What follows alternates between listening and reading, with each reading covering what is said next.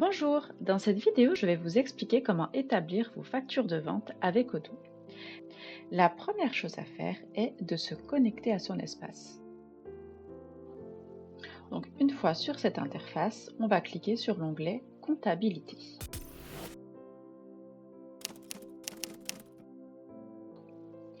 Alors, avant d'établir une facture de vente, nous allons d'abord voir comment créer un nouveau client. Pour ce faire, nous allons venir cliquer sur Client, puis encore une fois, Client. Donc ici, nous allons venir cliquer sur Nouveau.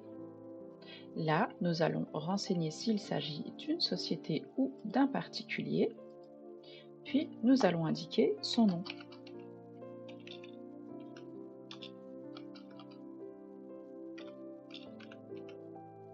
Et donc les autres informations dont nous disposons. Donc nous pouvons mettre son adresse, son numéro de téléphone, son adresse email.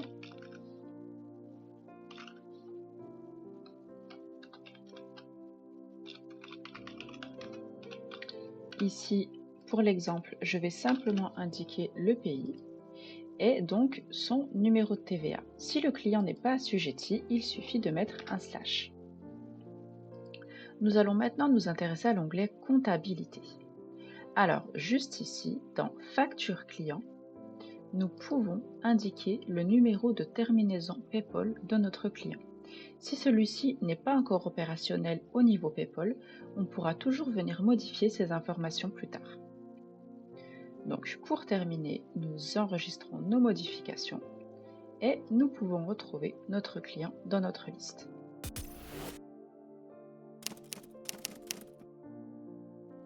Nous allons maintenant nous intéresser à la création de nouveaux produits.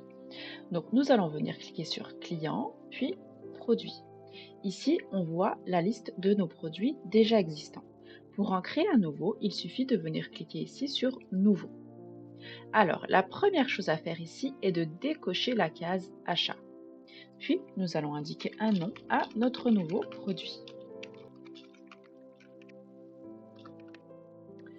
Juste ici, dans Type de produit, on va venir cocher s'il s'agit d'une marchandise ou d'un service. Pour l'exemple, il s'agit d'un service. Nous allons venir indiquer juste là un prix de vente unitaire hors taxe, puis sélectionner une taxe juste ici. Lorsque vous aurez terminé de créer votre produit, il suffit de faire un mail à secrétariat@mfinance.be et nous nous occuperons de configurer la partie comptabilité de ce produit. Donc ici, nous allons venir enregistrer les modifications apportées et nous allons retrouver notre produit dans la liste.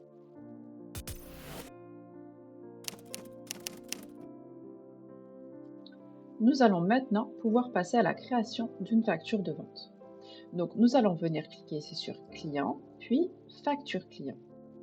Ici, nous allons venir cliquer sur Nouveau. Donc nous allons sélectionner le client souhaité, puis indiquer une date de facturation. Nous pouvons indiquer une date d'échéance ou des conditions de paiement, mais ce n'est pas obligatoire. Alors on va maintenant venir s'intéresser à notre produit. Pour ajouter un nouveau produit, il suffit de venir cliquer sur Ajouter une ligne. Ici, on va sélectionner le produit désiré. Donc on voit que le prix et le numéro de taxe s'affichent automatiquement. Alors là, l'intitulé de notre produit est un terme générique qui va revenir dans toutes nos factures. Donc si je veux ajouter des détails, il me suffit de cliquer sur Ajouter une note. Donc là, je vais indiquer qu'il s'agit d'honoraires comptables pour le mois de janvier 2025. Et je vais venir enregistrer ma modification. Maintenant, je souhaite indiquer un numéro de dossier dans cette facture et je voudrais qu'il apparaisse en gras. Je vais donc venir cliquer sur Ajouter une section. Donc, je vais écrire ce que je souhaite. Et encore une fois, venir cliquer sur Enregistrer les modifications. Donc, je voudrais que le numéro de dossier apparaisse en haut de ma facture. Je vais donc venir positionner mon curseur ici et lorsque la petite main apparaît, il me suffit de le glisser à l'endroit désiré.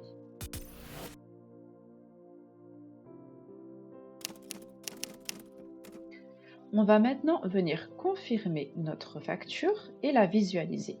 Donc il suffit de venir cliquer juste là, puis sur PDF sans paiement. Donc nous allons l'ouvrir et la voici.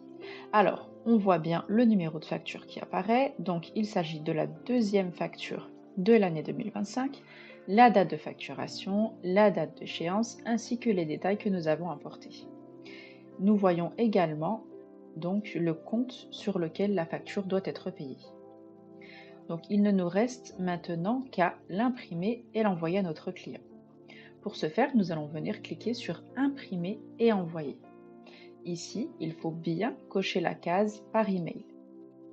Là, nous voyons l'email qui apparaît, donc avec le numéro de facture, son montant, la communication, ainsi que le compte bancaire sur lequel elle doit être payée. Nous voyons également que la facture est en pièce jointe au format PDF et également au format XML. Donc nous allons venir cliquer ici sur imprimer et envoyer.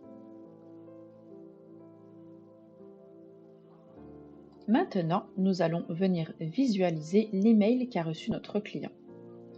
Donc, le voici. Alors, nous voyons bien le texte vu précédemment ainsi que nos deux pièces jointes.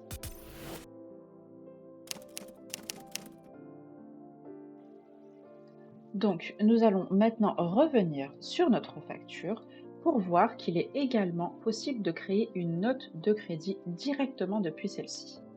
Alors, il n'est pas conseillé de transformer une facture de vente déjà envoyée. Il est préférable de faire une note de crédit en recommençant une nouvelle facture. Il suffit simplement de venir cliquer ici sur Note de crédit, d'indiquer le motif, par exemple annulation,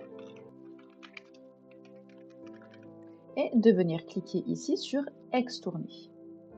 Voilà, donc nous avons notre note de crédit qui s'affiche et il ne reste plus qu'à la confirmer. Elle est maintenant validée. Voilà, nous avons terminé cette vidéo, donc si vous avez des questions, n'hésitez pas à revenir vers nous.